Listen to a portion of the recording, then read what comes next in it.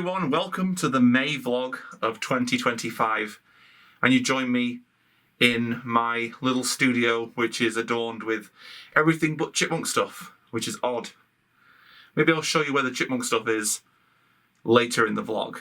However, for now, we are back. I am recovering from the loss of my father. I never say father, my dad. Father sounds too official, too formal, doesn't it? My father, forsooth. But no, and things are starting to return to normal. It still feels really strange and really out of place, but I have a memory box which I might show later, I might not. It's a Christmas box for some reason, but inside that box is memories. I have his fingerprint, I have some of his hair, actually from his facial hair, and I have a nice canvas picture of him, as well as other various items, like his shirt that he's wearing in that picture I showed you in the last vlog.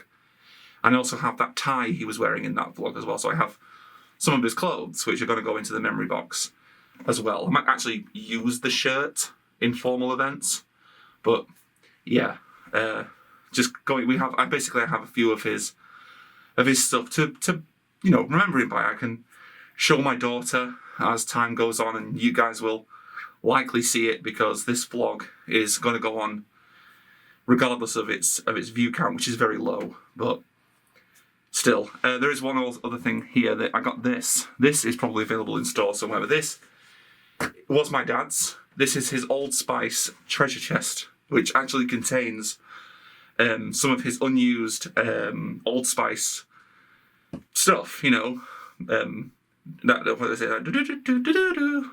thing. Yeah, Old Spice. It's I think someone must have bought it for him. And inside, of course, like I said, it still does contain unused and unopened. That's upside down, isn't it? Old Spice. That's the new one. There's ads for that on YouTube. Captain and so on, and body lotion and sprays. I have multiple of his sprays. That really smells. I can really smell it when I open it. Smells like, well, Old Spice, really. So yeah, just thought that might be worth mentioning. I won't go on and ramble on in this vlog, and we'll move on. So let's get on with things. It's a few weeks, and I'm sat at work on a cold, rainy British day. Just kind of on my phone. The car is right. So that was May of last year, as you can see in the top corner. And I always go back to this temporary job. It's working for an exams company. I can't really say much more than that because of the private data and so on, but hell, it was a year ago now.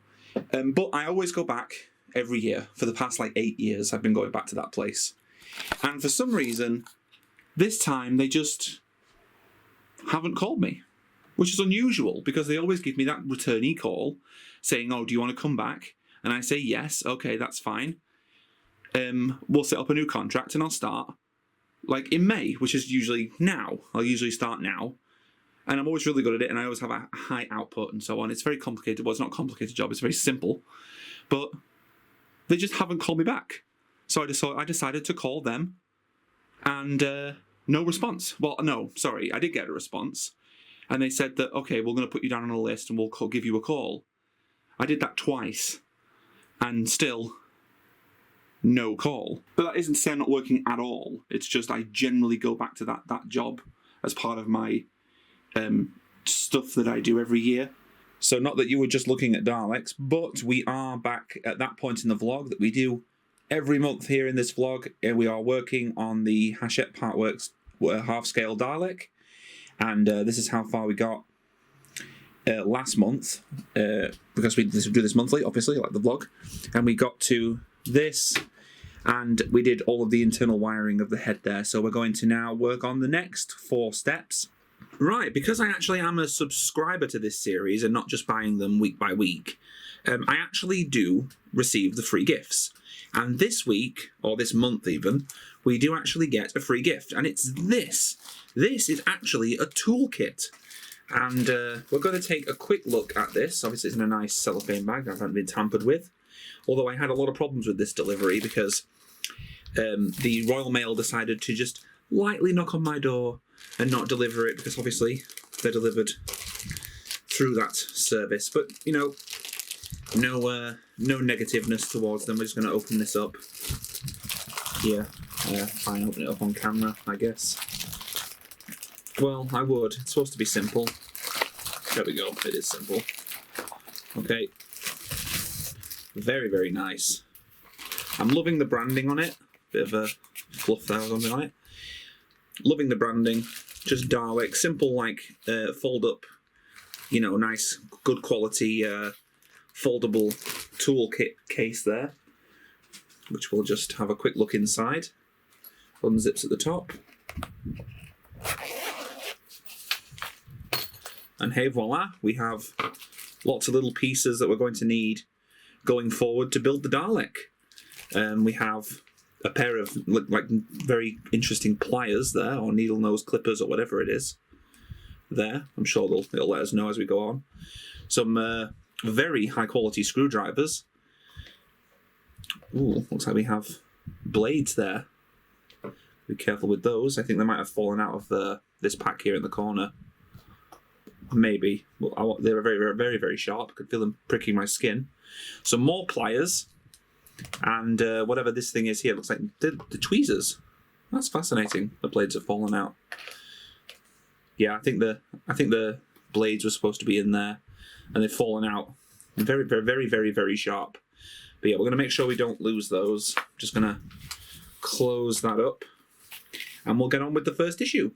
For the first issue of this particular part of the build, we are looking at what looks like part of the sort of turning mechanism underneath the dome itself. So we're just going to take a look at that now. I don't have my thingy with me. My thingy with me. I don't have my thingy with me. Did I really just say that? I mean, I don't have my Stanley knife. But I'm pretty sure that there is one in that toolkit. But anyway, I'll just use the pair of handy-dandy scissors that I have laying around. And I'll just try to cut through the seal of the box, basically. So, yeah. Anyway, let's just have a quick butchers, as they say in this part of the UK. There we go. Okay, so opening it up, we have a nondescript thing, and another one there. Usually these house the screws, but they don't seem to have any labelling on them. I think somewhat AP and AM scram. I think I'll have to figure out which ones are which to make sure I don't mess anything up. And of course we have the plate itself, which I'll just move this out of the way. Where this generates a lot of cardboard waste. But anyway, here we are. Very, very nice quality. Very, very nice quality. You would expect for the price anyway. But that's just literally an internal component, and it is really, really good quality. Just thought I'd mention that. So, anything else in there? Don't want to lose anything. Nope. Okay, good. Always double check. So I'm going to have a look into the magazine, and we're going to see if we can attach it to our very sturdy dome. Just before we begin, I just want to have another quick look at the toolkit, because I thought it might help with picking things up for this particular element. Because what we're doing basically is we're putting bearings into each one of these segments here, which is going to help turn it. It's like a support bracket basically. And I thought we're going to use tweezers to pick them up. And I'm just going to quickly have a better look, because we didn't really have much of a look before. So we've got two pairs of pliers. These look like clippers, or like clipping tires. My goodness, I am so tired. Pliers. Sounds the same, doesn't it? And we have like needle nose pliers here, which I'm not going to pull out, but there they are. And then we also have tweezers here. They're quite very, very, very sharp. You can't really see it because they're light on the camera, but metal-ended or metal-tipped tweezers. We have a knife. This is actually a knife here, and the blades that were down here we saw earlier are now put back in here. These are spare blades for this knife. So this is actually a scoring knife or something. These are files. Now this is interesting because I'm not sure what we're going to be using those for, but it should be interesting once we get around to it. So they're like different kind of files. that you can file things down with. And of course we have, I'm pretty sure, by the way, that these tweezers are supposed to be in there. They might be anyway, I'm not sure, because these pliers will go into there.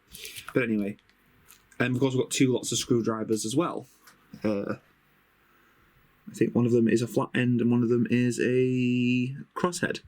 But of course we've already had a screwdriver from this set as well when we first began, I believe, and it was this Hachette Partworks branded one, which I've been using for the entire build so far. So yeah, you get a lot of tools. It provides you with the tools as well if you subscribe, so at no extra cost. If anyone didn't actually notice, I have put a shirt, one of my old shirts, on top of the table, just because when I'm turning this around, I don't want to mark or score any of this. It needs to be perfect. Like when I'm turning it upside down and putting it on here, eventually I might get one of those like cutting thing, you know, those cutting things you can put down here. I might even need one going forward, but I just don't want to like leave marks on the top of this or on here or any of the dome, you know, and have it permanently marked. I want it to be this perfect thing when it's done, so hopefully nothing will happen. If anything does happen to it, then I'm sure I'll put this in as a little joke. But anyway, moving on, let's actually get this step done. I have to admit, putting these bearings in, which I've managed to do here, is very, very fiddly. Like, basically you get these tiny, tiny little rods, which you have to make sure they're going the right way around, and they stick into the side of here, and of course they poke you if you try to push them in. This has made me a liar. This one went in straight away, but what I've been doing is using the end of the shirt to push them in, because otherwise they poke into my skin. And then basically once you've got it kind of partially the way in, this is the method I've been using anyway. I stick the bearing into it, hold it in place until I find the hole for it to go into. Let me just, there we go. And then just push in the axle, whatever it's called, and make sure it spins. It's perfect. And that is essentially all of the work that you have to do for the first section, is just putting on bearings for that. Essentially, that's what helps it turn. So yeah, that's all we have to do. So it literally says completed work right there. Just fitting bearings onto a motion plate, whatever you want to call it. Cog support plate. Alright, so for this part, we are looking at basically the cog section. It literally says it on the front of the magazine here. It's like a cogs and a lot of little fiddly bits. So we're just going to move the magazine to one side for a moment, and we're just going to pull out. So we've got this, we have this, and lots of AP, BP, and CP screws. Although I think someone said something about an error when importing or implementing the screws, so I'll have to make sure I look into that. I'm not sure if it's been corrected or not, but anyway, let's take a quick look into this. Okay, just put that back there. So opening this up, it's a little bag. Very interesting. Like, I know I'm building it and everything, but even just seeing how it all works is just as interesting as building it. Like, this is interesting. This is like, obviously like a cog mechanism, which is just really fascinating to see. So to make sure there's nothing else in there. And then of course we have our little round sections in there as well, which I'm guessing they're more bearings basically, or something like that anyway, of some description. There's round things in there and everything. So anyway, let's put it together. So it looks like we are using our little metal ring that we made from the last few issues, and we're attaching this cog thing to here. But it says, first of all, it wants us to make sure that this is aligned. It says, before continuing, take the circular plate assembly, and you can basically read that there. I think you can anyway, if you need to. yeah, so you just basically got to make sure that when you're looking at this, that it's, oh dear, on the right way round. Although I have noticed, actually, if we take a look at that and then take a look at mine, the motor is on the other side.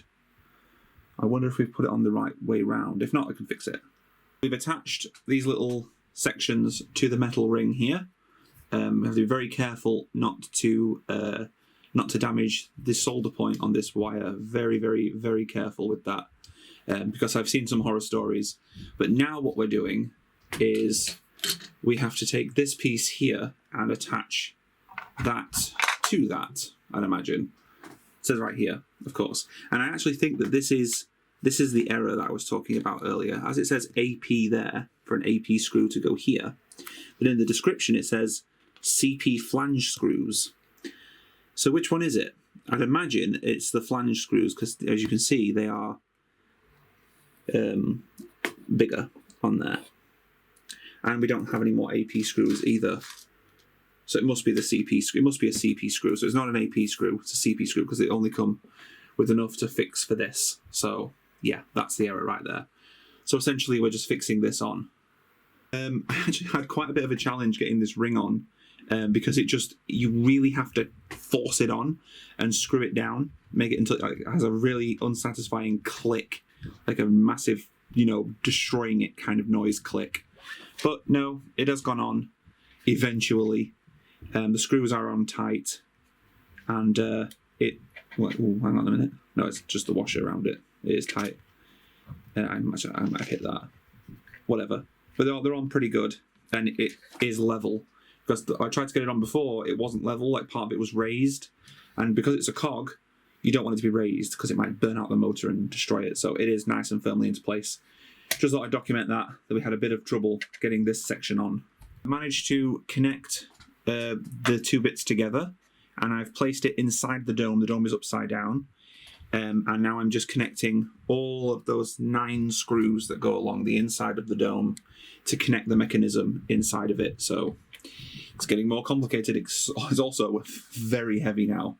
I had a bit of a fiddly time trying to get this up and running, because I actually put it on a box that was too low, and it dislodged the rotary mechanism underneath, and I had to take it apart and put it together again.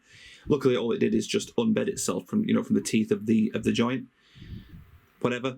But luckily, I found this kitchen roll, kind of blue roll cleaning stuff, which I've put it on top of, so nothing is touching the dome, so it won't dislodge this time. And we're going to test to see if the dome actually, bit of dust on there, actually rotates. So here we go. We're just going to click this switch down here, and we'll see if it rotates.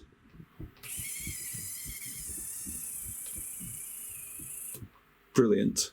I don't want to do a complete 360, so I'm not supposed to. Says for the test setup, it only rotates in one direction, but when the motor is finished, it will move in both directions, which is what it says here. So it only goes this way. I'm not sure how far around it goes. Will it keep going? I'm just testing to make sure that nothing gets stuck. They did say that it's not a lot of power, so it will keep on slowing down and stuff. It's just double A's. But yeah, as far as I can tell, it won't waste all the battery power in that. But as far as I can tell, it did slow down at some points, but it just felt like this was not giving it enough power. But yeah, it works. There's no broken stuff in there. It all perfectly works. So good. I haven't broken it yet. Hopefully I won't, though. Now it looks like we are starting work on the midsection, because I'd imagine that the majority of the work on the dome, both internally and externally, is finished. Like, this is a very sturdy piece right now, very, very sturdy. But yes, this is the part I'm quite excited for, because we are building essentially the cockpit for the Dalek. Because as we know, or if you don't know, a Dalek is a mutant in basically driving a tank, which is what we're building. But we also actually put the Dalek in there. Like, the actual Dalek is in there. And we are building its cockpit. So let's get on and do that. This is what we have received in this issue. as you can see. We are putting together the control section, like I just said. These look like control arms. Like he's like controlling Dalek with or the shell with essentially thumbsticks. I doubt it. And these little bit pieces here, and of course AP screws. And this is where the Dalek sits, essentially. And this itself is just the interior of the midsection. So the armour is going to go around it, right? And the arms are going to stick out here and everything. But you can just see the midsection is actually wider than the dome. And that sits inside the armour. Yeah, this is going to be a really big model.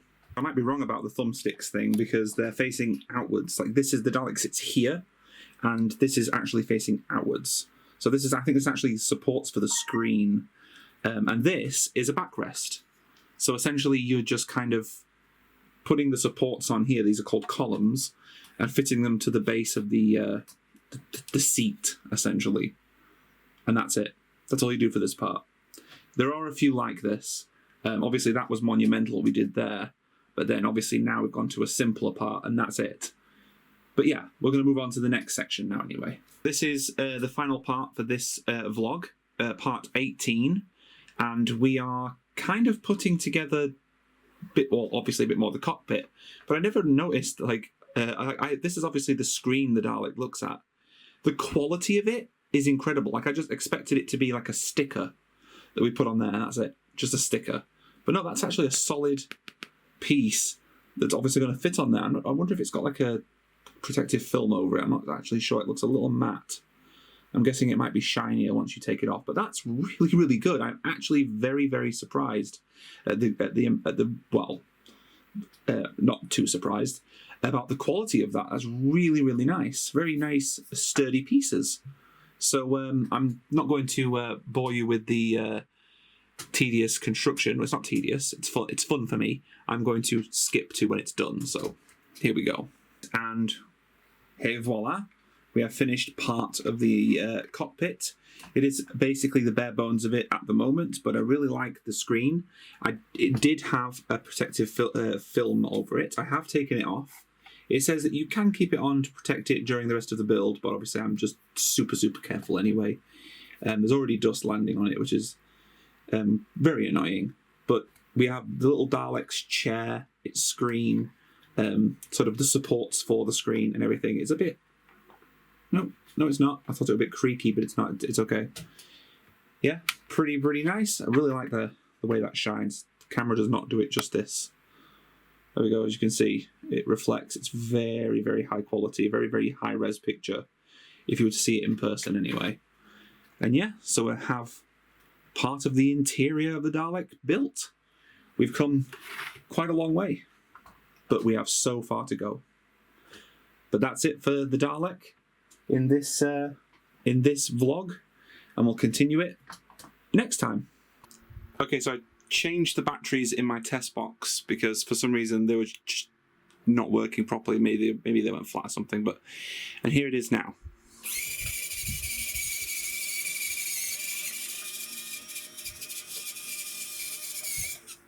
Brilliant, much faster.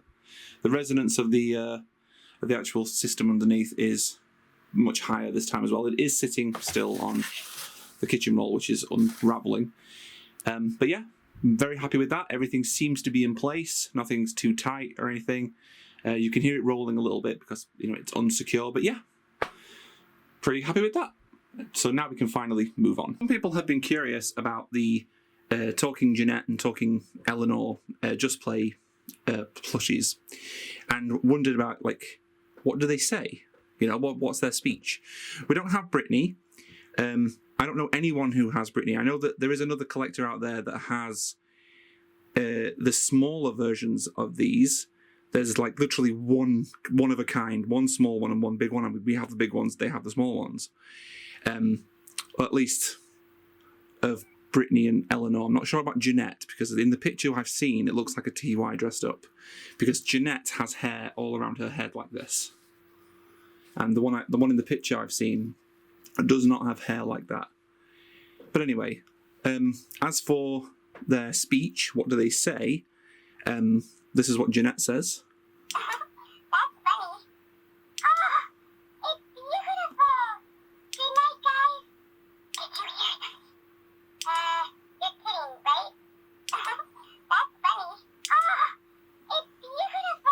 Yeah, so I think we've gone in a loop. Yeah. Then we've got Eleanor as well, and she says, "You're so brave. I think it looks like fun. I'm Eleanor. Guess what I do? Oh, super. You're so brave. I think it looks like fun. yeah, I think we've gone in a loop there as well. I'm Eleanor." I forgot what she started with. But yeah, that's now you know what noises these make. I do have to take the batteries out occasionally to avoid corrosion and them basically not working and then there being none of these in existence. But yeah, that's what they say. And today, my Picasso, my Citroen Picasso car, 7-seater thing that I have, had a handbrake fault, which apparently is something common. We have sent it to a garage or garage or mechanic to see what's wrong with it. And that was a few hours ago. Still haven't got any response, which sucks. But as soon as they've diagnosed it, we'll have to pay to get it fixed. But still, you know, totally worth it. It can't be understated, though, that the problem is potentially minor. Although I can hear now Naomi's on the phone with someone, so they've called her. Let's see what happens. Well, it's the motor.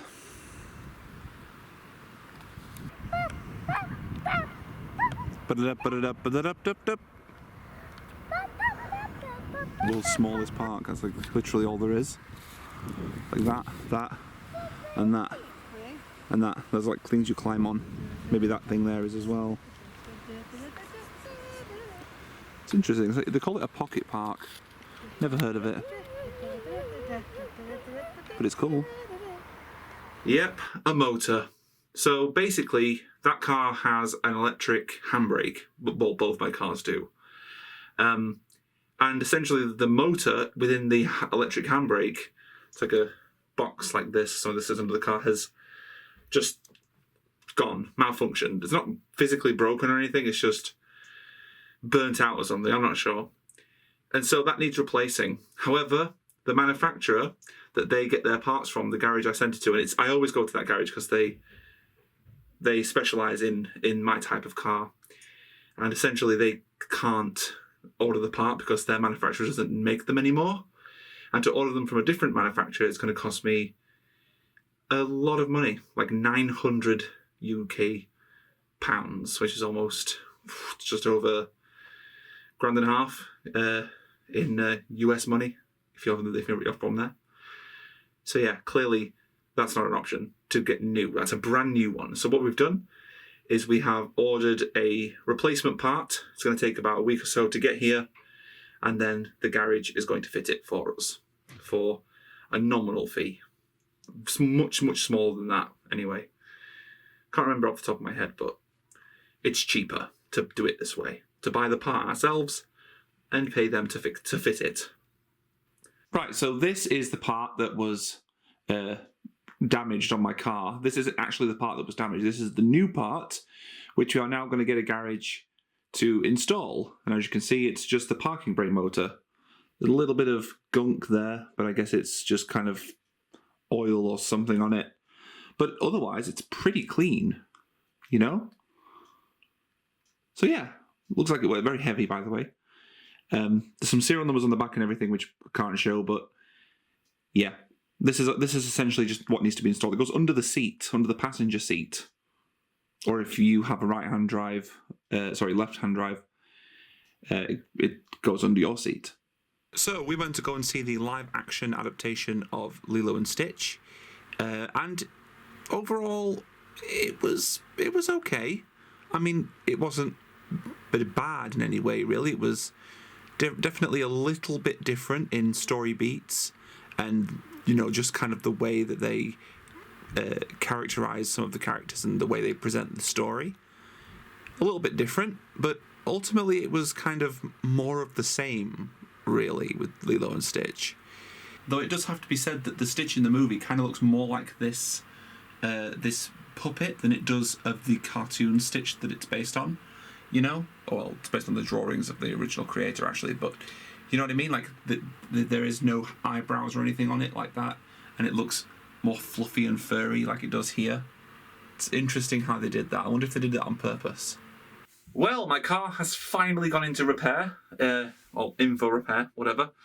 It's been sat outside my house for over 2 weeks, just being in gear so it doesn't roll, which puts stress on the clutch and the gearbox and everything. We have occasionally started it and give it a little bit of a run round, but we can't park it anywhere because the parking gear, the parking motor, the parking brake motor, whatever, had completely conked out. So we bought a part. We had to wait a week, 2 weeks, and then the garage has finally taken it in. Almost. We took it in and they said, oh, it's not due until next week. So they would have wanted us to wait 3 weeks in it with it in gear and, you know, potentially a dangerous hazard to the neighbours. But luckily, they said they had a cancellation and that it's gone in for repair today. And we're just waiting for the call. So hopefully I'll have my car back up and running shortly, later today. Hopefully. It's currently just gone midday. Almost 1 o'clock actually, never mind. But still, just waiting.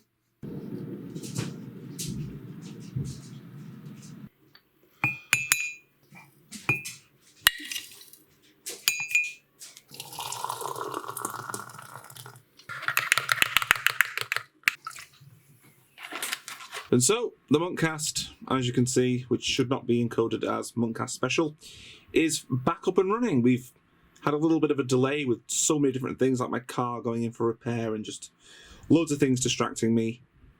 But finally, the episode is done. It has a special guest, which is interesting. We don't know if that's going to happen again, but it was cool to have a little collaboration. It's been a while since we've done that. A very good while. But with that, it brings us to the end of this vlog. And until next time, thanks for watching. That's vlog over.